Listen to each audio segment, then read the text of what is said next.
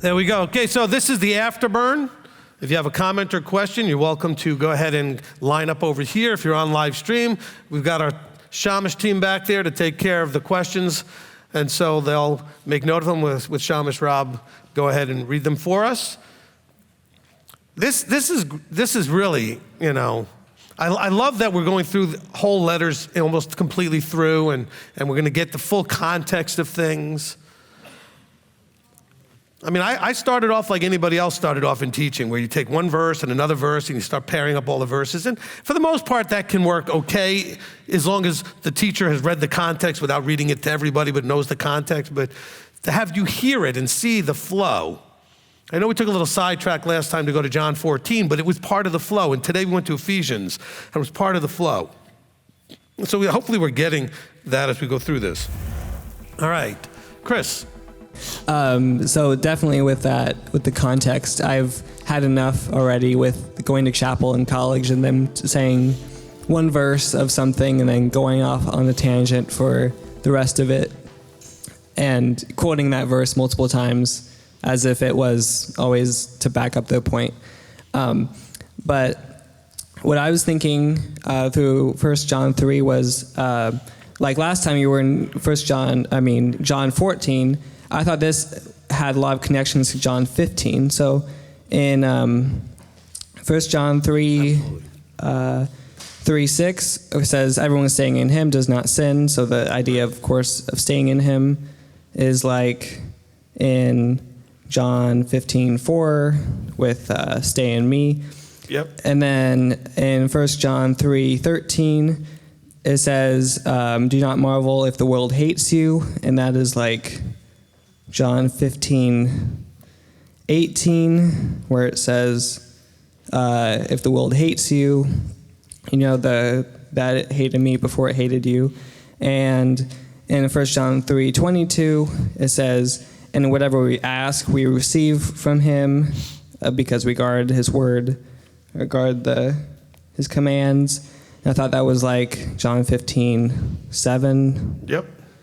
We certainly could have gone through all of John 15 and had that match up beautifully with all of this. Yeah, and I thought it was insightful for me to think that, asking him has to do with when we guard his commands. And then the two things that I thought were interesting that went with that were 1 John 3:3, you are already clean. This is the same verse. For John 15:3, you are already clean because of the word. And then in 1 John 3:3, everyone having this expectation cleanses himself. And so I thought, without that context of 1 John, you would think, okay, you're already clean, but really you cleanse yourself is the understanding in 1 John. Correct. Okay.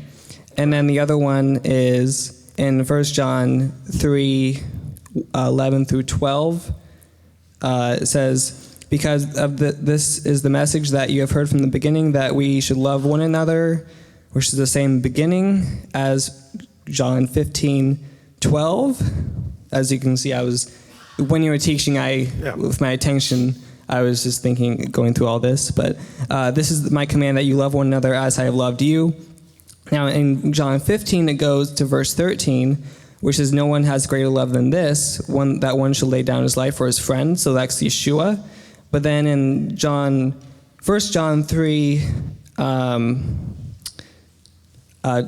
11 and 12, it starts the same way, that we should love one another, not as Cain. And so I thought it was a really interesting juxtaposition of Cain and Yeshua. Cain killed his brother, while Yeshua laid his life down for his brothers. Right, then he goes into verse 16 and says the same thing as he said in John 15. Yeah.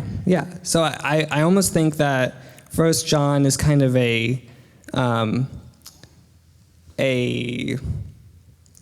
feature of John, like a little. This is what was important to John. Yeah, this is John.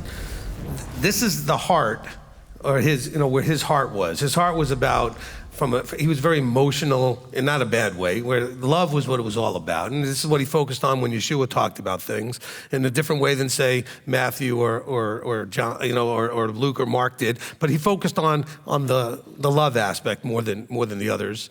And you see that coming through in his letters here. And of course, now you guys are forcing this to go longer because I'm going to have to obviously go through John 15 next. So, Not that we haven't already gone through John 15 multiple times in parts of other teachings, but certainly we could go through it again. And then we're also going to go through John 17, so we're going to get through both of those as part of this. So this may go a little bit longer than I had planned, but there's no doubt that all of that stuff is in there, okay? And what I did, and I misquote earlier when I said that with the staying in me, and I said John 17, that's really John 15, where he says that over and over again. So that correction is there. All right, Steve? All right, I'm going to just do a couple and then I'll let others. You had in 1 John 3:1 where it says, what love the Father has given us. Maybe you could talk about how love from a father may be foreign for some of us, and how can they set aside the lack of love they know from an earthly father and accept the love from the heavenly Father? All right, well, in this particular case, he's telling us, see what love the Father has, and so we're actually having things being pointed to that he did to express that love, okay? Now, in your life, you may not have had that experience with your physical father, and so that could be definitely a hard connection to make. That's why we have to be able to take that emotion, release that emotion, and be open to this new relationship, okay? It would be the same thing as if, let's say you had a marriage and your marriage was abusive in some way. You're going to have a lot of problems if you get married a second time if you haven't released all that, because you're going to bring that into the next relationship. So if you did not have a good father relationship and now you're dealing with the Heavenly Father, you have to come at it fresh with the realities that you're being told are here with him that were not in the case with your fleshly father. And so you have to separate those two. It's not easy because of the level of emotion connected, especially the negative emotions connected to some of those experiences. Okay, what else? Okay. And then you talked about he was manifested for us, but can we look at it he was manifested to give us a choice other than sin? Well, again, the idea of manifested, again, had to be the idea of being made known in a visible way, or revealed or made clear, okay? And yes, that was done so that we would know the difference. We would know what sin is, and we'd know what righteousness is, and we'd be able to make the choice. Which is the whole point Moshe's making in Deuteronomy 30, which says, I lay before you life and death, choose life, right? Okay? All right, and then in verse 12, I just had a comment. Not accepting responsibilities for ourselves by finding what sounds like a world-accepted excuse, we stumble and don't know it. If we excuse our actions, this can become habitual in our detriment, and we don't even understand that we've enabled ourselves because we believe we don't have to take responsibility. Okay, well said. All right, next. Shabbat Shalom, Rabbi. Shabbat Shalom. Just 3:17. Yes, 17. Can this apply? You said before about we need to be open vessels to give, or something to that effect, to give what he's given us. So can this apply to if we've been shown patience, give patience, or love, or laughter, or a listening ear, or something like that? Well, again, the idea, it says, whoever has this world's goods and sees his brother in need. In other words, whoever has and your brother doesn't, then you may want to figure out a way that we can provide for that person. Again, it's talking about physical things here. So you have the world's goods. So you may have financial abundance, like you have more than you need financially, and maybe your brother doesn't. As opposed to back then, you had more things like animals and crops and things that you could then provide somebody with. But here, generally, we provide people with the financial ability to buy those things. But again, it helps to go and get guidance so that we're not, tripping over the idea of enabling or entitling, which can make things worse, not better. And that's the slippery slope here. So you don't want to do nothing because you don't want to entitle or enable, but you don't want to just do anything, which might actually be entitling or enabling. So you go and you get counsel, all right? And then we will do the vetting of the situation to figure out how can we best fill that need and help the person so that it actually is helping them and not making it worse or enabling something, okay? All right, Deirdre? Gonna take the glasses off because this is real talk I'm about to do and these are fake. So, as someone who, I understand what it's like to try to band-aid the problem, and now that I'm actually getting the help that I need, I feel so much better. But Yahweh also allowed me to go through this. And it's because I have been not kind to myself. I have a hard time receiving help from people. I have a hard time receiving help from people here at the congregation, and it is because of things that have happened in my past being basically called a burden and selfish. I didn't really believe people here when they told me the opposite. And the people that did help me, a lot of the times, they ended up leaving the congregation. So I had that shield of pain up, and I didn't want to make the pain worse. But Yahweh allowed me to go through it. And I realized during the sermon that allowing the things in my past to control what I do now is holding me back, and it is also keeping me from forgiving them and loving them and moving on. I thought when I was going through this, is this just genetics? Is it time and chance? Am I being punished in some way? But it hit me upside the head one night when I was talking to Eric that he's teaching me through this because I got to the point where I begged for help. I got to the point where I was begging for help. I realized I could not go on anymore without asking for help, without receiving love. And he allowed me to stretch those wounds so that they can heal and that I can heal. Amen. So, Amen. Regardless of all the discomfort and the annoyances that this has caused me, and I'm just very grateful that I'm healing now, but I wouldn't go back. I wouldn't not go through this again because it allowed me to learn. It allowed me to be Awesome. who he's coming to be. It's allowing me to become him. And this is hard to admit. It's hard to admit. But I want to admit it to you, and I want to admit it to everyone here and say, I'm sorry. I'm sorry for not allowing you all to love me.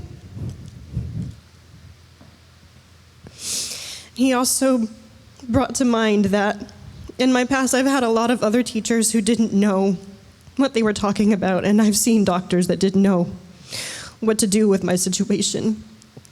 And then I submitted to you and went to someone that you trusted, and she was able to fix things almost instantaneously. And Yahweh allowed me to realize the other teachers are like those other doctors. The other teachers that I've had in the past, they're like those other doctors. And I'm under a new healthcare system now where Yahweh is the owner of the hospital and you are my primary care physician. And I am loving every second of it. Oh, amen. I don't take Medicare or Medicaid, though, just so you know.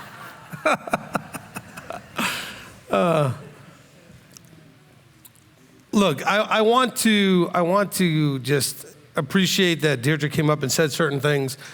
You know, a lot of you still have not allowed me and the leadership here a chance to love you by coming to get the help. And that's really you have reasons. I mean, you have fears and insecurities and all these other reasons why, or what people have told you that you bought into, whatever. But you won't come and get that. And I think a large part of why you received what you did and got some of the healing is because you decided to submit and come and take that opportunity. And so Abba blessed that. Okay, and that's really the important thing that everybody. It's not necessarily just because I'm so brilliant or this particular doctor is so brilliant and nurse practitioner, et cetera, but because he wants to bless you for your taking that step of faith and trust to go forward. And so just appreciate that and I would say be proud of it, because you should. I mean, you overcame some things that were blocking you from being able to do that in order to actually do it. So that's fantastic. So appreciate that very much. All right, Michael. Shabbat Shalom. Shabbat Shalom. So during the teaching today, it occurred to me that this chapter that we read today is probably one of the ones that could become a stumbling block if you're thinking about it in an incorrect light. So for the sake of context, when I'm reading this one, I keep in mind, I forgot where it was. Exactly what you said earlier, Deuteronomy 30:15. See, I have set before you today life and good and death and evil, and make your choice. Mm-hmm. And also Yeshayahu 1:16. Wash yourselves, make yourselves clean. He did some things for us, but he can't do that for us. Additionally, I did have a question, and it kind of. Basically, a Torah study, Ashley was asking about Yahweh's knowledge of what we do in the context of Avraham offering Yitzhak on the altar. But if the Father calls someone, does it logically follow that he, having seen the end from the beginning, has seen that person succeed in the performance of his commands? Yes. Okay. So what then does that mean for those people who are called in and then they leave and they leave the walk altogether and they do rebellion? Again, he doesn't... as far as now we're getting tripped up into that predestination thing again. He has already seen what you've done, because time and space doesn't work for him like it does for us in a linear sort of fashion. But he didn't call you because you would. He called you because you could. Okay? And he knows that some that he calls won't, but he called you because you could. And that's the difference, okay? Now, it's not just that he went through seeing everything and then said, okay, well, you're not going to make it, so I'm not going to call you, and you're not going to make it, so I'm not going to call you. Because part of the challenge is the wheat and tares growing up together, okay? And the tares are not ones that can't, they're just the ones who choose not to, okay? Because they're growing up together. And so just keep that in mind, that he's not only talking to and calling and opening the eyes of those that will, it's those that could. And then the choices are ours. All right? All right. By the way, I wanted to say something after what Deirdre said, and I just want to throw this out there. When it comes to taking care of people's needs and things like that, we're talked about in the verse about having the world's goods and these kind of things.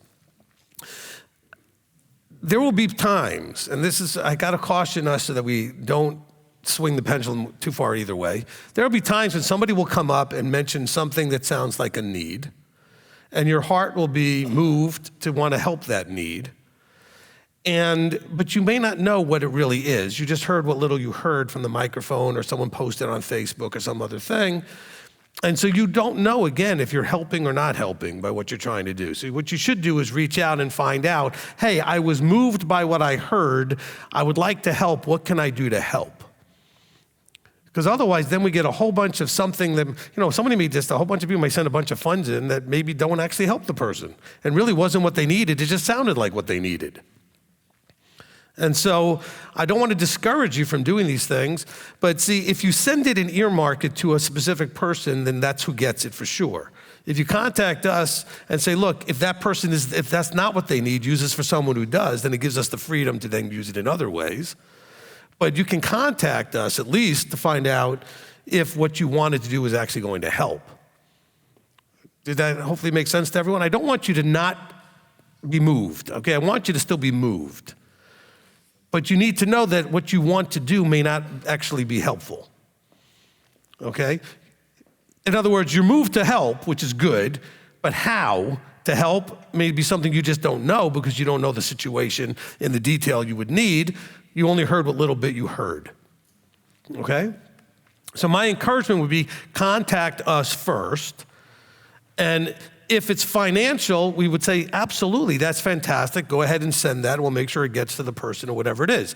If it's financial is not what they need, then we can give you an encouragement on how else you might be able to meet that need. Because bear in mind that sometimes when people put out what sounds like a financial need, it may not actually be. I'm not saying that of anybody in particular lately or anything like that. This is from 20 years plus experience, okay? But what you don't know is that person is going to Starbucks twice a week and doing all these other things, and meanwhile they're whining about not having any money. I'm not saying that's happened recently, okay? These are the kinds of things that happen. All right? We've had people go online and complain that we've not helped them at all. Meanwhile, we've helped them a ton, financially and otherwise, and yet they're still out there, giving all kinds of grief. We've had people, this is many years ago, go on Facebook and talk about all their financial needs after we've told them to stop and to call us directly, and we would help them if that would actually help them. But see, after calling us and finding out that we weren't going to help them unless they did certain things themselves to help themselves, they decided to go the other route, and they got very offended when I told them to knock it off and deleted them out of the group. Because they just want what they want. They don't actually want help. They want what they think is what they need. So you gotta be very careful with this. I'm not saying there aren't any genuine needs out there. There are, and a lot of them are financial. What I'm saying is allow us to help you make better decisions on how to help them. Does that make any sense? Okay? And we still may help them immediately with a financial need, but only enough to fix the immediate problem without enabling it to continue while insisting that they do certain things to start to fix the problem and offering the guidance to do that. All right? I just want to throw that out there because I know that so many of you have such really big hearts, and don't stop having that, okay? And if you've got extra finances to help with this kind of thing, then you can always trust that we are helping people and send it in as third tithe or as benevolence, and it will go into that account and be used only for that. But then it will be used as we see fit to help the person in the right way, as opposed to just throwing a bunch of money. And by the way, when a lot of you send, somebody may have a $300 problem, and then 10 of you send in over that, and next thing you know, they've got $3,000 that now you got a whole new problem with them. Okay, because now they've got more than they needed, and it could create a different problem. It also may encourage them to keep doing whatever it is that caused that money to come in the first place. Everything has a trap to it. Does that make any sense? Okay, and I don't want you to cause a stumbling for your brother trying to help your brother either. This is also why so many of the people that have come to us have been so successful, and others refuse to come to us because they don't want to get that kind of counsel. They don't want to own their problem and actually fix it. They want us just to throw money at it and fix their immediate problem. But that doesn't fix it. It just puts a big Band-Aid on it. And so let's understand that there are people here that have had tremendous success because they were willing to come and expose their failure financially. And it's not a failure as in like, I am a failure. They had failed up to that point in handling their finances. And now they're being successful because of the guidance that I was able to give and Elder Billy was able to give, et cetera, in helping them to change their financial behavior and habits, okay, to change those things, okay? But trust me when I tell you that anybody in the congregation, and that means also internationally, that has an immediate or urgent financial need and contacts us, and it's a legitimate thing, and they establish that with us and are willing to work with us, we help them. Don't think for a second that we don't, okay? And so be encouraged with that. And if you want to help that as well, certainly do that. And like I said, the easiest thing to do to be able to do that is to just send the funds in general to the benevolence and let that, and then encourage the people then to ask. Because again, you don't know, you know. It's like ministries. I used to be frustrated with ministries out there saying, well, we need money to buy some new computers. I said, okay, well, you didn't tell us how much they were, and you also didn't say when you got enough. And so the computer may have cost $500, and they got 20 people to send in enough money, and now they got $4,000 for the computers, and so you're not being honest about it. Okay? And so, which is why we never, by the way, do that. We never put out, hey, we need money for this, or we need money for that, or whatever, because then all kinds of funds would come in that don't need to come in that way. You shouldn't need the motivation of a specified item to put your money towards. If you have abundance and you want to bless the ministry, whatever it needs, just send it. And then let us use it as it's needed. It's just funny how if you give them a specific thing, then they get excited about it, and then they want to throw something at it. Well, that's fine if you need that. And then what I would do is you know what, I almost wanted to set this up once upon a time. I had an idea. You know how they have like wedding registries? I was almost going to set up like a ministry registry where someone can actually pick the item and pay for it, and then it's off the list. Then you know that that's what you purchased. Instead of abundant people sending in more than you need for the one item. Ministry needs a new whatever, fine. Then we put that item there, and if people want to contribute to it, and once it's there, the item comes off the thing. Does that make more sense? I mean, because then you know that that's what you're actually giving towards, and you're not, because if 30 of you give towards it, then we have enough money to get 30 of them instead of one. We don't need 30 of them. Much easier, though, just to send it in general, right? And then allow us to use it as needed. Because there's plenty of need. I mean, after all, we're about to build a brand new sanctuary building on the property. That's going to be plenty of need. And we have people all the time needing help financially, food, shelter, whatever they need, cars breaking and whatever else goes wrong. Just wanted to throw that out there. And again, I love that your heart's that way. Don't diminish that. I'm just giving you a maybe more appropriate way to express it. All right? Just keep that in mind. All right. But for all of you that do send in and earmark it towards somebody, I can promise you those people got whatever you sent. Okay? We are diligent to make sure that if you send something for somebody, they get it. All right? Sometimes we wonder why people are sending to the person. It's because they said something on a mic, and then they go on Facebook, and they didn't intend that, by the way, necessarily. They just happened to be dealing with something at that moment, and the way it came across, pulled at somebody's heartstrings, and I get that. All right. Enough of all that. I just wanted to encourage all of you. And by the way, I want to thank all of you for the participation that you do in those things, because you are a blessing, and you help the ability to help these people, when finances are what they need, when they need some money to do something or to fix something or replace something or whatever. Anyway, Janet. And then Rob will come right to you after this one. Rabbi, can I ask a follow-up question about what you were just saying? Because I was listening to you, and I remember you probably know it better than me, for sure. You know it better than me. When Yeshua was asked by a woman who wasn't, I think she wasn't an Israelite, and she was asking for healing, and at some point she said something like, "But Master, even the dogs get the food left or whatever on the floor." And so I was thinking, so when we are helping people, this should be our first place that we should help, and then everybody else outside of the camp will be next? That's correct. Okay. I have a question about, I think it was 3:15, when it says that, anyone hating his brother is a murderer. So hating, I know it's 55 parts, but hating in like a small summary would be not forgiving, not being kind, not being compassionate, maybe using different measures, adultery, whatever is against Torah is what hating means. Well, look, hating would be doing anything that is the opposite of expressing love. So they need something that would be loving to do, and because you hate them, you won't do it. So hating isn't necessarily only doing something to them actively, but it may be because you don't have that love, but you hate them, you don't do something that you could do, okay? You're stopping yourself from doing something that you could do for them. The compassion's not there, the caring's not there, the love's not there. Okay.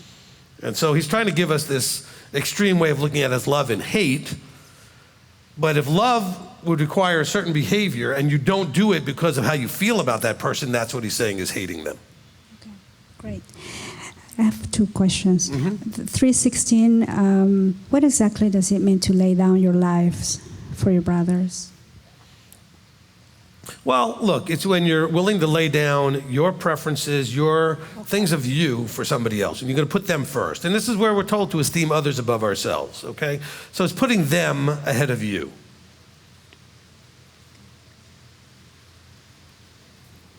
The last one. Love is the theme, right? You were saying that John is all about love. Okay, so for somebody who's married, right? What is the love of a person that is not your spouse, different gender? I mean, let's say a male, or for me, in my case, or a husband towards a woman. There's supposedly some, I guess, boundaries in the way you love other people, or well, look, you've got multiple concepts when it comes to love, right? You have friendship love, you've got agape or Elohim level unconditional love, you've got eros, which would be more sexual or physical love that way. And so there's appropriate expressions of love based on relationship, okay, based on relationship. Now he's mostly talking here the kind of love you can have for everybody, which is the Elohim level or the agape love. Okay, that's where you can esteem someone above yourself. That's where you can make sure you're showing compassion and mercy and kindness, etc., which you can do to all people, all right? Whereas friendship, you're gonna have to have a certain level of relationship with someone to really be that close and be friends. I don't mean like casual, like we call people friends that are really not even that close to us. And after all, Facebook invented the idea that anybody that you just know, you can say that you're friends with, but they're not really friends necessarily, so many of them. All of us only have so many, just a few that are actually our friends, right? People that we are open to and they're open to us and we share in each other's burdens. That's the level of friends. And that would be the filio or the Philadelphia, that friend love, that brotherly love, right? And then, of course, the eros, that's love that's just between the spouse. Okay, that's a love that's only between husband and wife. And so, really, the relationship dictates the different levels of love. Now, of course, if you're married, you have all three, hopefully. You have all three of those active. All right? With other people, you would maybe only have one or two of them active, okay? The third one only being for the husband and the wife.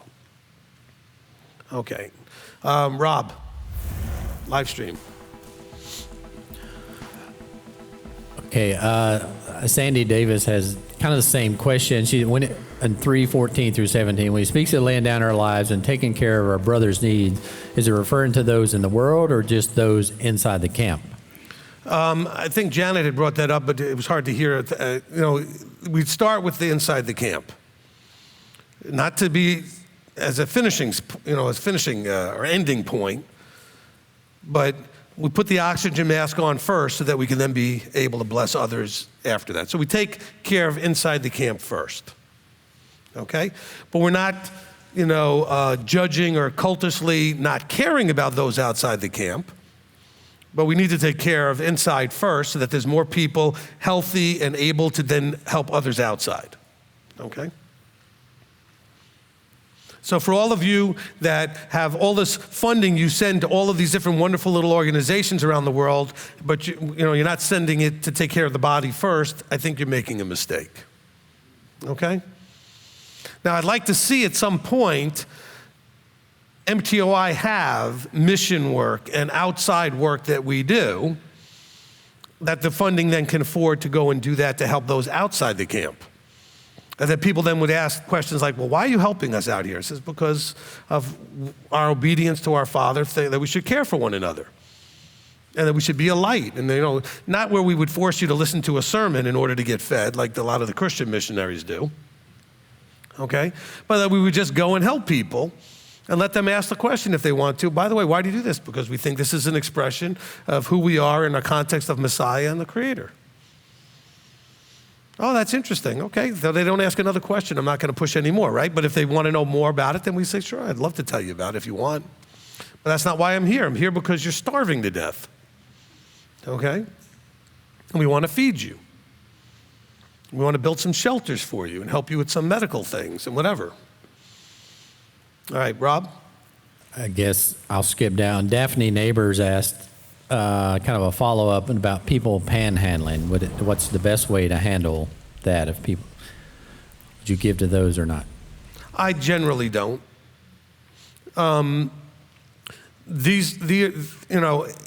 If I have the time and the ability to stop and find out what the situation is, that may be different. Of course, it might not be safe to do that, okay? So you don't know what you're dealing with there.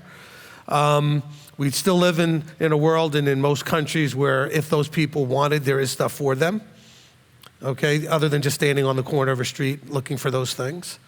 And so I don't generally, I know a lot of people do, just go and give. And that's not because I'm cold-hearted or anything.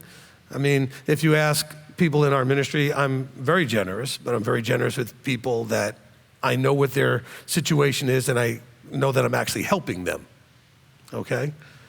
And I'm not just talking about with the ministry's money, I'm talking with my own funding, and that's not to brag or anything. I'm just saying is that I don't mind being generous at all, but it's in situations where I actually know what's happening and I know that I'm actually helping and not just throwing a little short-term Band-Aid on it, which may eventually go into drugs or alcohol anyway, but I'm actually helping them.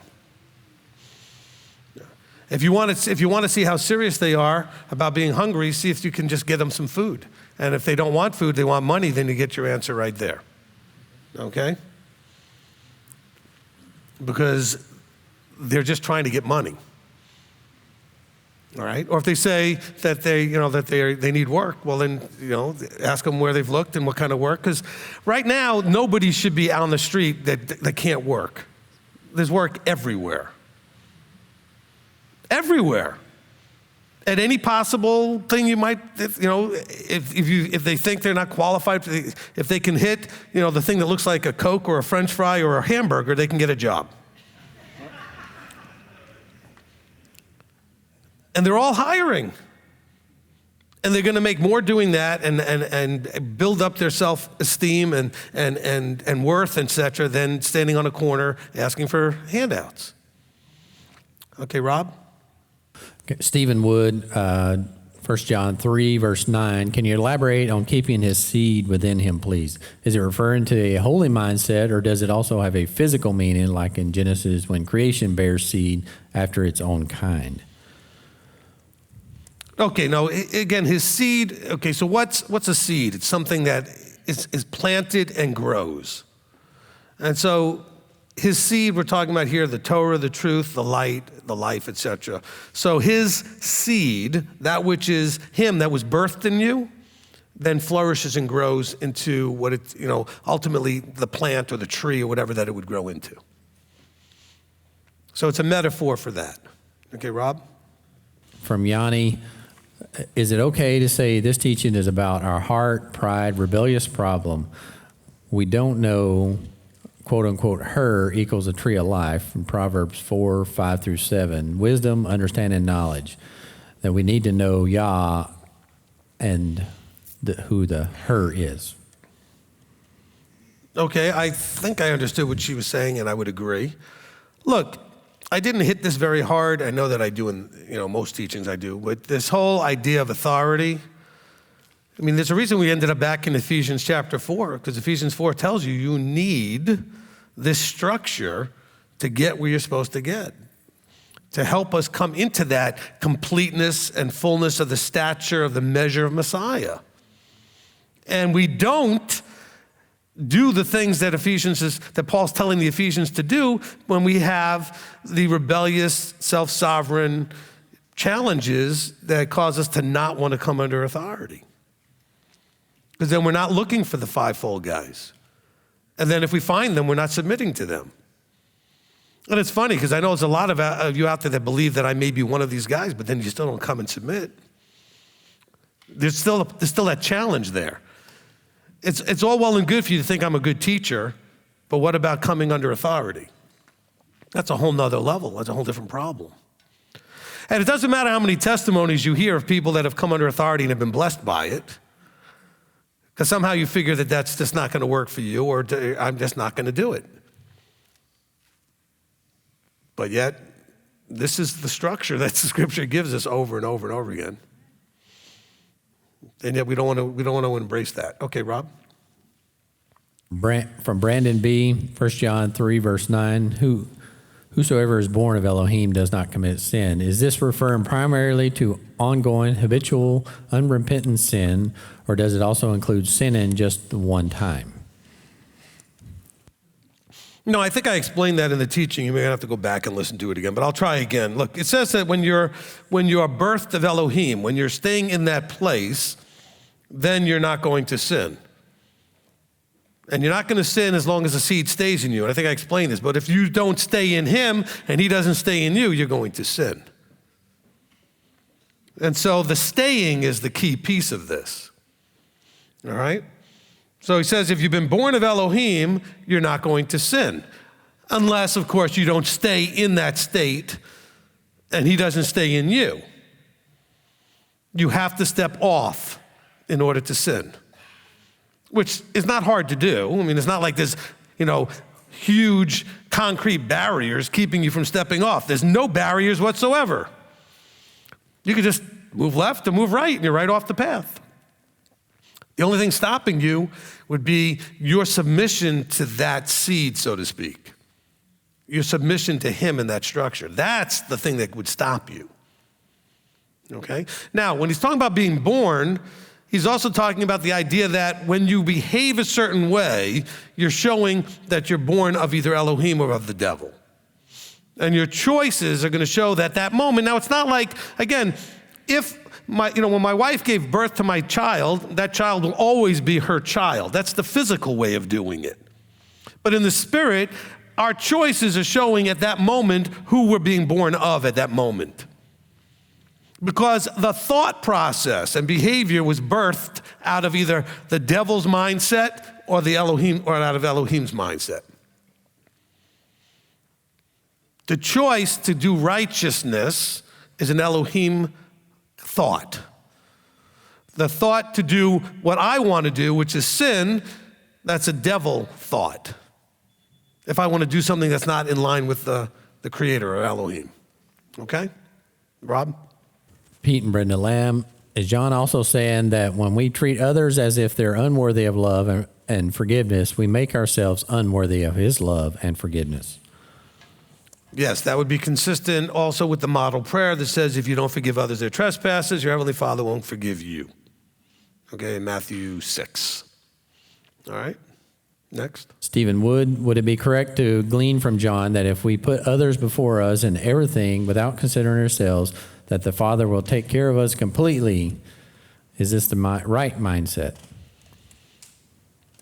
I'm pretty sure that the answer would be yes. Say it one more time, because I thought it was missing maybe one little element, but go ahead, say it one more time. Would it be correct to glean from John that if we put others before ourselves in everything without considering ourselves, that the Father will take care of us completely?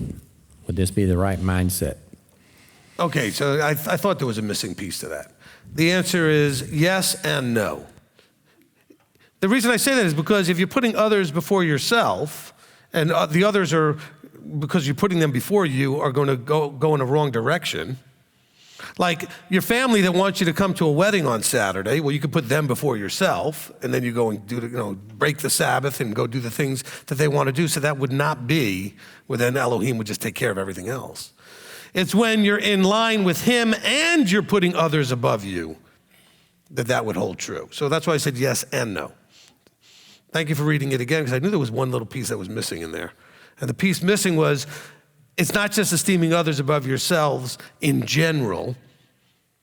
Because I could put somebody, let's say I'm unequally yoked. I could put my wife above me, and that's all well and good unless putting her above me puts me out of line with him, right? So we have to be careful that what we do doesn't misalign us with him, puts us out of alignment with him. All right, next, one more. Pete and Brenda Lamb, 2 Corinthians 5:21, inconsistent with 1 John 3:5. I've heard that the verse in 2 Corinthians means that Yeshua became sin, but isn't that contrary to what John is saying? Okay, so 5:21 says, for he made him who knew no sin to be sin for us so that in him we might become the righteousness of Elohim. Okay, so again, the way that this gets translated and all the nuances you lose in language and everything else is losing the idea that it's not that he became sin, he took upon himself the penalty of sin so that we could be looked at as righteous. Because if you remember, Ezekiel 18 said that all your righteousness is nothing once you sin. And of course, then if you repent and you get back on the righteousness path, then even the sin gets forgotten. But the past doesn't avail anything. But he's saying here, look, he was made to take that space so that we could be looked at and become the righteousness of Elohim. Not because we decide what's right, and not because he became sin. Sin would mean that he did something or took on something that was against Elohim. Everything he did is what the Father told him to do. He fulfilled everything. That's why he said to, his last words was, I finished what you gave me to do. He said, it is finished. What's finished? What you sent me down here to do. Okay? Not everything was finished. Just you sent me here to do something and I did it. And that task is finished. And part of it was that in doing that, we now have the possibility of eternal life that we wouldn't have had otherwise because our sin would have required the death. And so again, it's a poor wording coming into the English. I have no idea if the Greek helps that much or how that may have been written, even in Hebrew first or whatever was written, because after all, it is something that Paul wrote and who he was writing to might have been written in Greek. But we lose some of those nuances. Okay? All right, over here. On 1 John 3:14, you talked about forgiving, but also that we should remember as to not to allow the same thing happen again. So how does that tie in with forgive 70 times 7? And how many times is the remember but stay clear? 1, 2, 5? And can staying clear feed the emotion that caused the harm in the beginning? All right, I'm going to recommend counseling for you. No, I'm kidding. Look, I like the point you made. First of all, the forgiving 70 times 7 is because no matter how many times it happens, you have to release the negative emotional stuff. Okay, so now that you understand that part of it, you can understand why the forgiving 70 times 7 makes sense. In other words, no matter how many times it happens, you have to let go of the negative emotion. Now, as far as you keep putting yourself back in the same place, well, then you're not learning any lessons either. Okay, at some point you need to just stay clear and recognize I'm not going to keep putting myself back in the same position and let that happen over and over again. If your brother's going to do that same thing to you over and over and over again, at some point you may just need to say to your brother, I'm not angry, I'm not mad, I'm not holding anything against you, but I think I would rather move on and not keep putting myself back in that position. And that becomes then a reasonable and logical consequence of their actions. As opposed to you getting bitter and getting in their face and calling them names. You don't need to do all of that. You just simply say, look, I don't think I want to do this anymore. So I'm going to get off this roller coaster and where we keep going around. Because what's a roller coaster do? It not only goes up and down and everything else, but it goes right back to where it started and it goes again. And it goes right back to where it started and it goes again. At some point you want to get off the loop. Okay? And so so if you're going to get to 70 times 7, then somewhere along the line, you missed it. You could have got off that loop. Okay? And then you don't need to sit there and have the same thing happen over and over and over again. Or you haven't gotten the counsel with the two of you where you could have gotten some of those things fixed. There's lots of things that could have gone on. The thing is, you still have to forgive, which means to release all that negative stuff. Okay, what else? All right, and then finally, in 16, you talked about whether we're willing to lay ourselves down for one another. And I just want to ask, when somebody needs help, do you do the minimum to satisfy the need, or do you exceed the expectations? An example, like when we're often asked to help clean the building here, are you in such a hurry to get done you don't care that it got done correctly? You're just only hoping that somebody saw you were cleaning? So that's a point I want to make. Now, Steve, wait, hold on. I know nobody does that. Hey, did you see over here? Look, see, I'm cleaning, okay? No. Look, you shouldn't be doing things to be seen. You should be doing them because it's the right thing to do. You should do it with, put your focus and your full strength behind what you're doing and do it the best you can, especially when it's in service to the rest of the body, okay? Because your Father's watching your attitude and your approach. And, he uses words like utmost. And you're exemplifying definitely anything but utmost when you behave that way, okay? But you should be doing it with strength and with the right attitude, etc., instead of sitting there looking like you're sucking on a pickle and you're all miserable, okay? All right, they want me to clean, I'm cleaning. That's just not the right approach. All right, who is next? Taylor? Okay, hi, Rabbi. Hi. I had a question for 13. To not marvel, my brothers, if the world hates you. Is that like a, if that doesn't happen, is that like a sign that you're doing something wrong? Well, no, again, it's not, let's take the word hate out of there and change it to if they're not loving you, if they're not treating you in a loving way. He's using the two extremes, love and hate, okay? So he says, don't marvel, my brothers, if the world doesn't love you, okay? So some of you are really, I don't know the right way to say this. I mean, you're the type of people that people generally wouldn't hate. You're just nice people, you're kind, you don't cause much problem for people. So it's not that you would feel people hating you, but they may not be treating you with the love that we're talking about that would be expressed. They don't like what you're doing, they don't think you're right, they may be a little bit more cold towards you as opposed to, we think of hate as being a much more angry and bitter and aggressive thing. But he's comparing two things here. And so whatever is not of love, he's calling it hate. So he's only giving you two choices here. Lots of shades of gray in between, but he's giving you the two choices. If you're not being treated lovingly the way he's describing love, the way he describes love here, then he's calling that hate, okay? And so that's more probably what you experience, and that's why you may be thinking, I don't know, maybe I'm doing something wrong because the world doesn't hate me. Well, because you're not the type of person generally that people would hate, which is good, okay? All right? But if the world feels really comfortable with you and you start to feel really comfortable with the world, then there may be a different problem, okay? All right, Stephanie? Okay, so as we got to in chapter 3, verse 11, it says, because this is the message that you heard from the beginning, that we should love one another. It caused me to want to go back and say what was said in the beginning and what would be his definition of love, because as you were kind of pointing out just a moment ago, love and hate generally in our society can be emotion versus action, and we come from that place. Or we also have the whole thing of, I may receive love personally in a different way than somebody else might receive love. And so understanding what the Father identified from his perspective as being the way we love each other.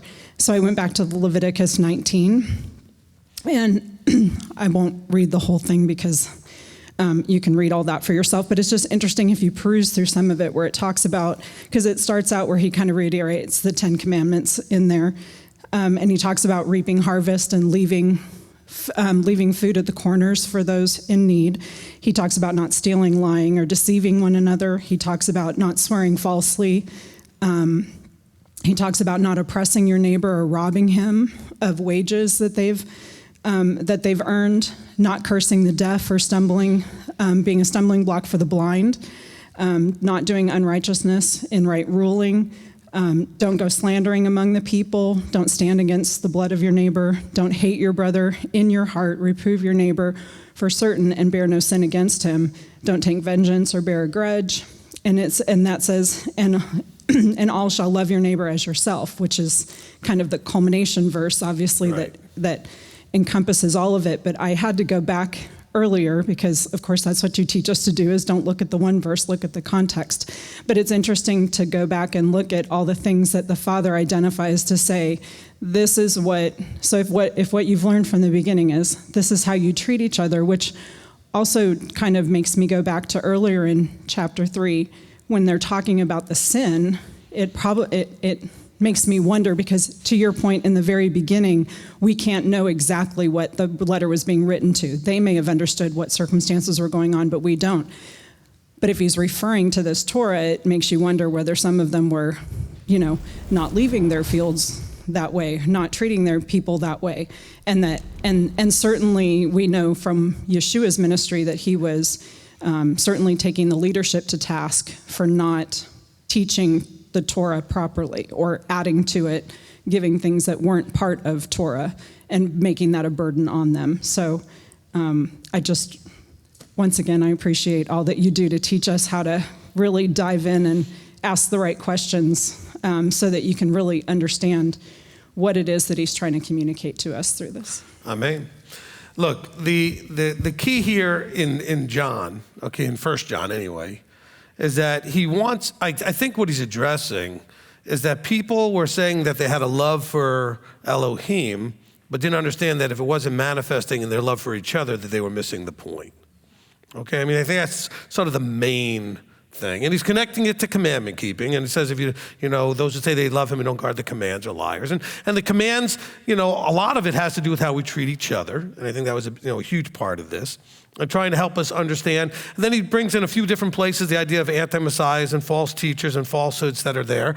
And that's where people are being lied to, where they're only getting shown a very small piece of the puzzle.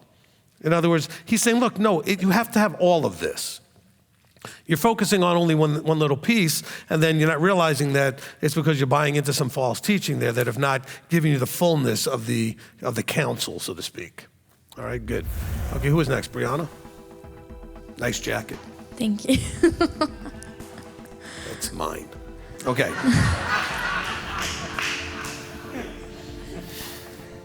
1 John 3:20. That if our heart condemns us, Elohim is greater than our heart and knows all. It reminded me of a verse in Numbers 14:14. Mm-hmm. That's one specific verse, but the whole story of the spies going out, mm-hmm. and they had fear, which is in the emotion in this case. But Moshe said, Yahweh, you, Yahweh, are seen eye to eye, and that your cloud stands above them, and them being the Nephilim, or the thing that they feared. And so what I took out of that is his cloud stands above fear or doubt in that case. Or he is seen eye to eye with any and all overwhelming negative emotions in me. So that's what I took out of that. Awesome. Thank you.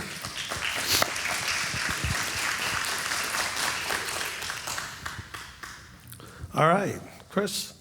I had a question about putting people before ourselves and letting down our life for other people. So what happens when you want to do that for someone, but then the other person says, no, let me do that for you? And then it becomes like an argument over who's going to be the better life giver over...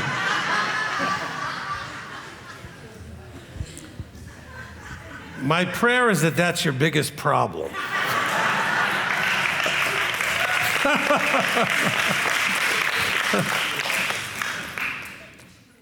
Look,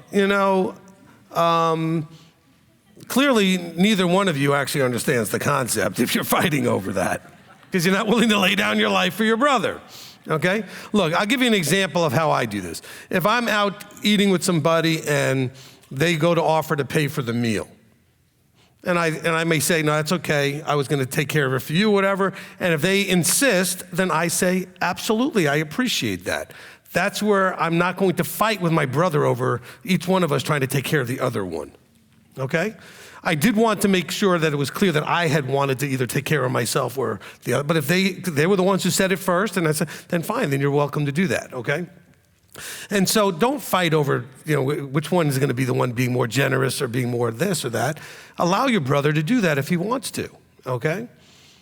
And so, I know some of us have some pride and ego issues where like, well, I can take care of myself. I don't want them to think, no, maybe they just want to bless you, okay? But I don't need it. But that doesn't matter. They want to do it, so it's a blessing whether you need it or not. They want to just do something for you. And if you're going to argue about it, then you're missing the whole point. I've watched people argue over paying the check because everybody's fighting to want to pay it, which is weird, but But why would you argue? Okay? And so this is, and if you really wanted to do it, the next time get out faster. Be the one to do it quicker, that's all right? And so just do it that way. But just, if you are at a point where you wanted to do something for your brother and your brother wanted to do it for you, don't argue about it. Whoever got out there first, let them be the one, and you just find another way to do it next time, okay?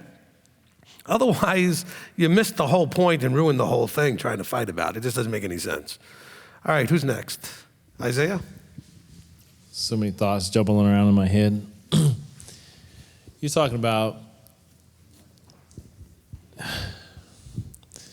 those of us who have, I guess, I don't know how to. Okay, so I'm reading, one of the common threads in here is the fellowship, the koinonia that happens in the body, and John really started out in 1 John to tell us that, if we walk in the light as he is in the light, then we have fellowship with one another, and the blood of Yeshua HaMashiach, his son, cleanses us from all sin. And then you were talking about how that there's a lot of people who haven't tested and tried and seen that, the leadership here can give the love and the support and that we need, that I need. And for me, it's been a path of a lot of bad choices and things, but I've also been used to figure it out on your own and be independent. Like I've just been really, as an adult, independent, and I know it's a fault. I know it's an error, because I don't have the right answers. Like I know that I can make a wrong turn. There's like this thing in me that's, and I don't know that it's ego, because I'm hugely social, and I want the fellowship. I want all the different things that, the iron sharpening iron, and that. But there's this like antisocial thing about me that arises too, that I want to be close and have the kind of fellowship that cleanses me from all sin, because the more I get to know you and Messiah working in you and vice versa, I understand enough to know that it's really going to bring a lot of conviction to me. Oh, and that verse, by the way, I've always heard that verse used to try to excuse sin. The one to say, if your heart condemns, then Elohim is bigger than your heart. And I kind of look at it from the flip side of it, that if your heart is condemning you, it could be Elohim condemning your heart, because you got all this self-talk that is out of touch with reality and making sin okay. So I kind of come from this background, though, of like kind of do it yourself, or kind of pull it together and get the answer and show no weakness. And honestly, I don't know. I don't want my wife and I have kind of just been, she's got her own independence, and so do I. For me, it's been like this weird like contradiction of self, because it's things that are working in me, like Shaul, that he said, I find within myself another nature that I hate. I don't like this nature. And I took those personality tests. My wife took the personality test for me also, and found that I'm heavily yellow. And so, I know that I need social stimulation. But I'm at this place where I've been woken up with the truth, and that any kind of social stimulation is not okay with me. There's a nature within me that's contradiction to myself that I guess to try to wrap this up, because I think that what I'm doing is, I think that I'm antisocial. on one hand is because I don't want people to get close enough to see the error in me.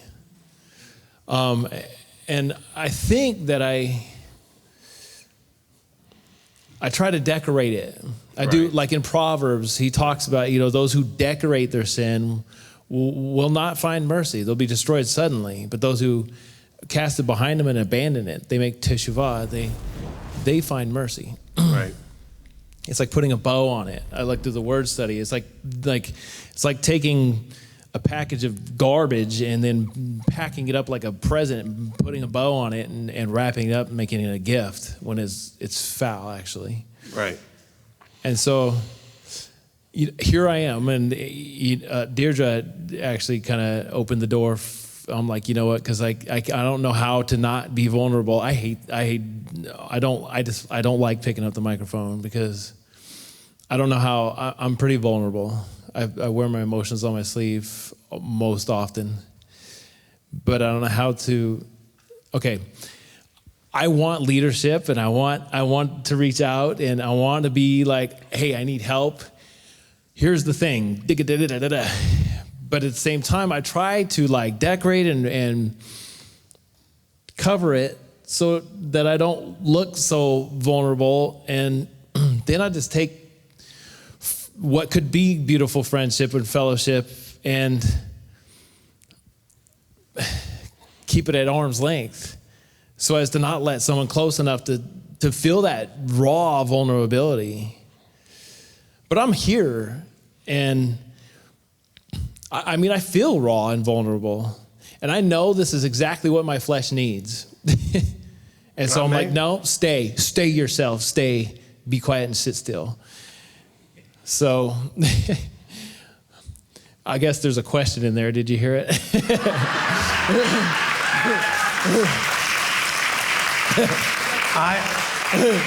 I was about to ask the question if there was a question in there. I was just going to thank you for sharing that.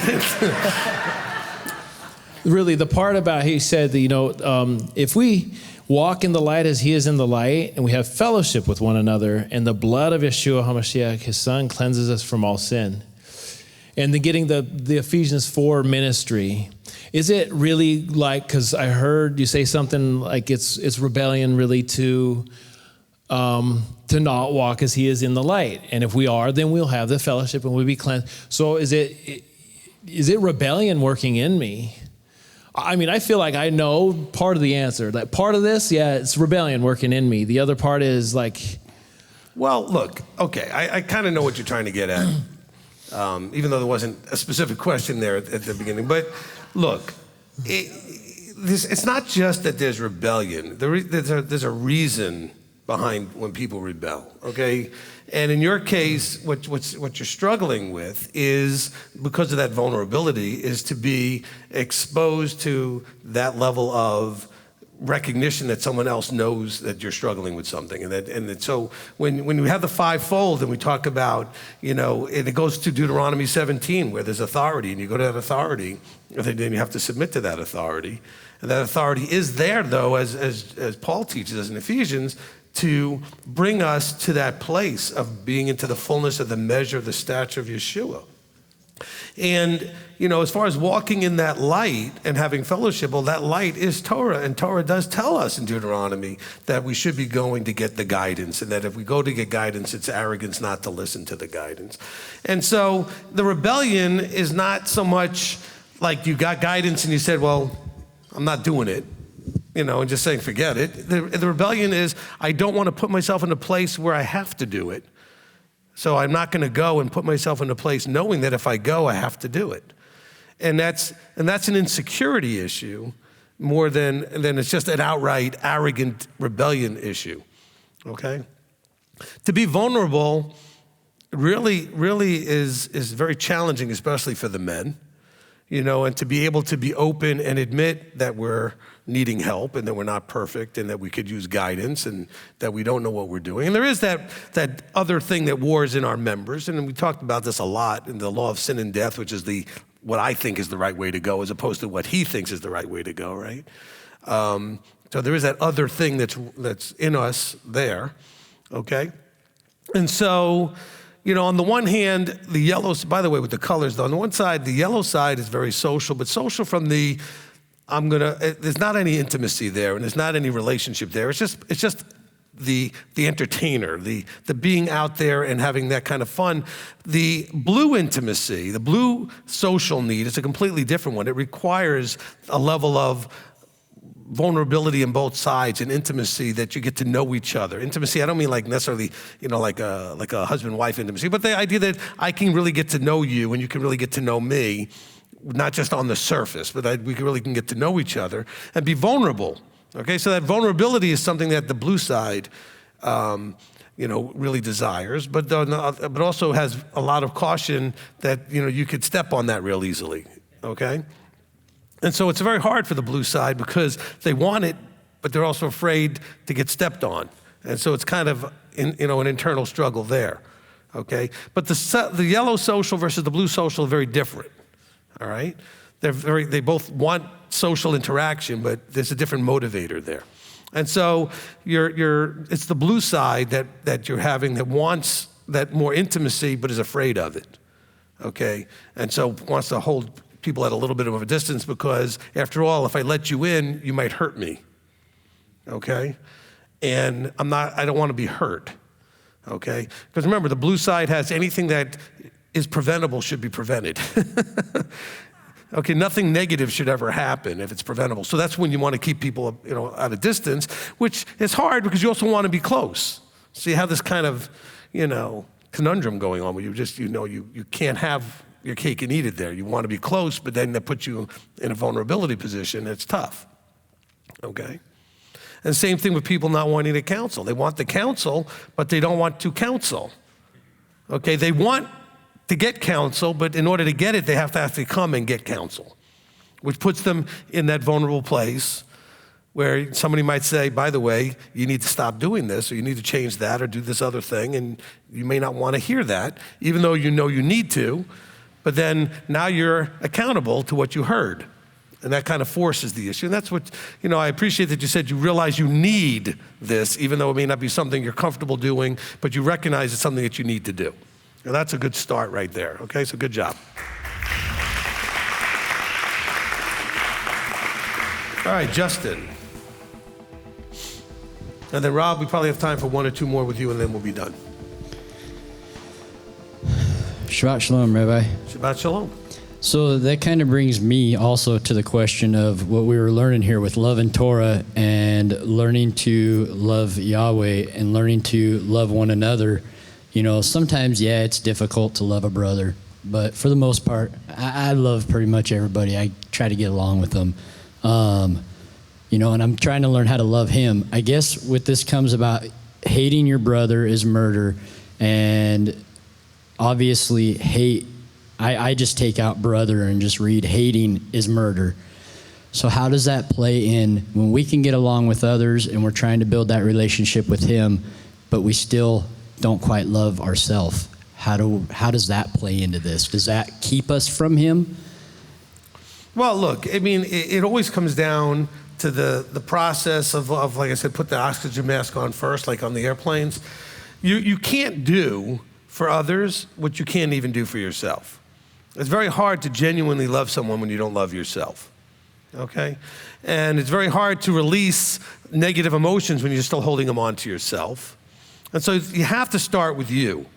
That's why when I tell everybody the forgiveness teaching, and I talk about how in Matthew, in the model prayer, he says, if you do not forgive others, he will not forgive you. That's got to start with you forgiving you. And I know there's a lot of you out there that really struggle with certain things you did in your life that you do not forgive yourself, and that therefore you don't expect him to forgive you either. Well, how could he forgive me? Well, he can't until you forgive you. And so that's really why the forgiveness thing has to take place in every situation. Remember, forgiveness has nothing to do with the other person or you even talking to them. It has to do with you releasing an emotional understanding, an emotional response to what happened, and letting that go, okay? And so that emotional response may be, look at, I'm dirt, I'm garbage, look what I did. Well, no, you can't get any further if that's all you're gonna think about yourself. You have to let that negative go. And so instead you're like, yes, I did something dumb, and that made me garbage at the time, or whatever negative thing, but I'm not that person anymore. I buried that old man. I'm now walking in newness of life, and I don't need to keep holding on to that person that doesn't exist anymore. Okay?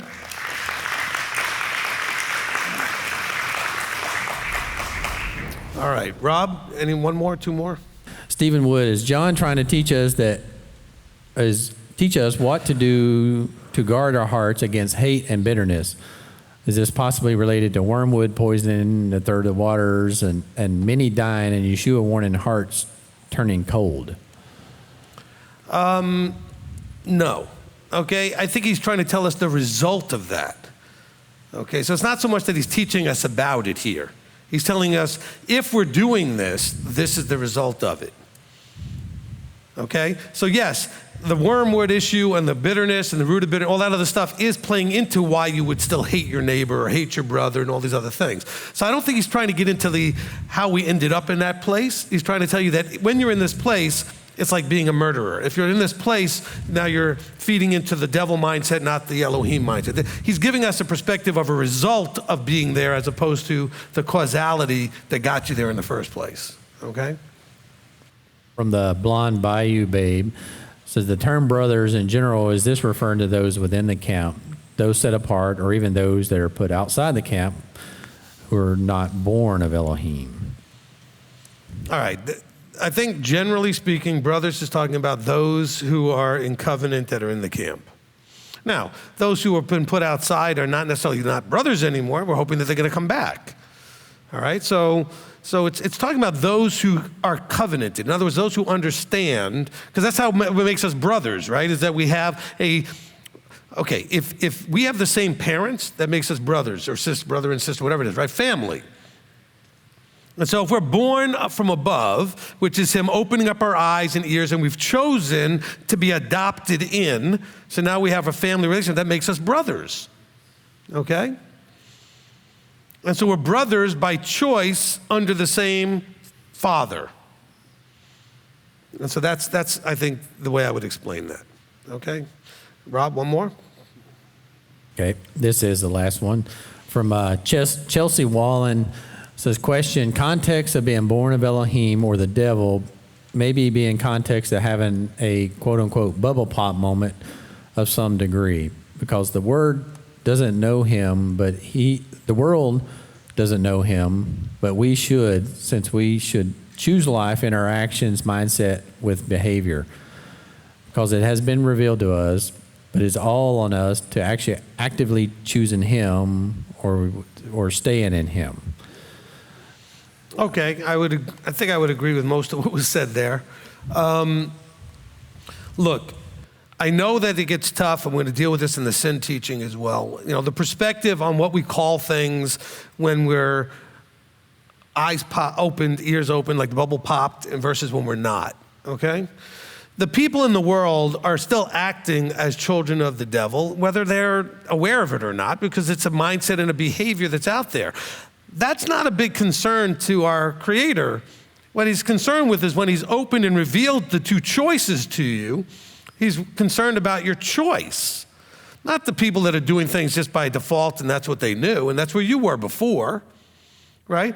And he called us, those that were living, in the futility of our mind, all thinking we're doing the best we can, not knowing that we're buying into and are bought into by default a false system, okay?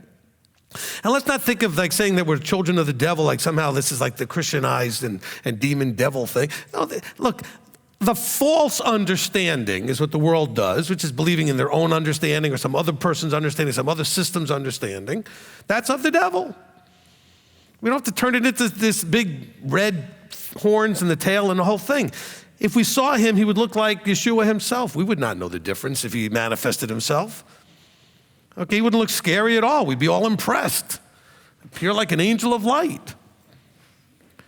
And so I would hold nothing against, and I wouldn't use labels like, well, everybody out there in the world, they're just children of the devil. No, that's bad. Don't do that.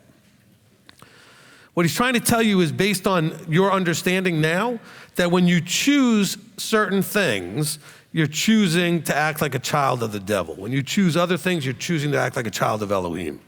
All right? And that's critical to those that have eyes open. Don't worry about everybody else. They'll be fine. Abba has a plan for them. Those that can will make it in. Those that can't won't. Same with all of you that have your eyes open now. Some of you will and some of you won't. Okay? Okay? And he will reveal himself to everybody at some point, so they have the choice. I think that everybody gets the life-death choice. Not everybody's had that choice at this point. And so we don't judge anybody. You should be looking at yourself, though, saying, okay, I have a certain accountability and responsibility because I'm aware of something now. And now that I'm aware of it, I have to own that awareness. And so I'm responsible for what I do with that awareness. Before, you were in the futility of your own mind, as he said in Ephesians. You were living in darkness, and you didn't know it. You thought you were in the light, and you were living in darkness. You didn't know any different. And so there's no judgment there. The judgment is based on, what do you do now that you know? What choices do you make now that you know? That's what he's judging. He's watching you, because making decisions is the reason you exist, right? That's the teaching. You might want to go back and listen to that like once a month. Okay, that's one part. Didn't take you that long. But it's the reason you're here. It's the reason he popped your bubble, so you could see what choices you'd make with the new information you have. It's easy to go along with the rest of the world, making whatever decisions culturally and, in whatever time frame we live in, et cetera, that made sense to the people at the time. But now he's opened up your understanding to a bigger reality and a bigger picture, and he wants to see, what choices are you going to make? How are you going to respond to situations? Are you going to choose to bend and twist, which is of the devil, or choose to submit and do what he said, which is of him? It's not that complicated. Okay, but let's just be careful that we don't look at others in a wrong way. And that includes people that you think are in the body. Don't look at them in the wrong way either. You got your walk, they've got their walk. That's all you need to know. Okay? Now, they may be doing some things that you feel like I probably should stay a little distant from. That's just being wise and cautious. Just don't judge them and look down on them like they're awful, evil people, because they may be doing certain things that you don't want to be involved in. Okay? Because you may ultimately trip and they may ultimately get in. You don't know. So let's not judge anybody at where they are at this very moment. Okay? Right now, maybe you're looking pretty good and maybe they're not.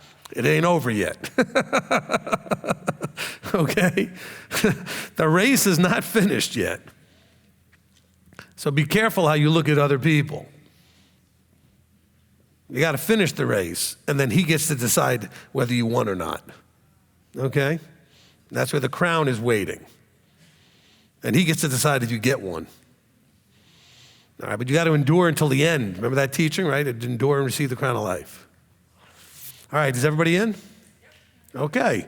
All right, so we're going to close up here. Thank you, everyone. Excellent job.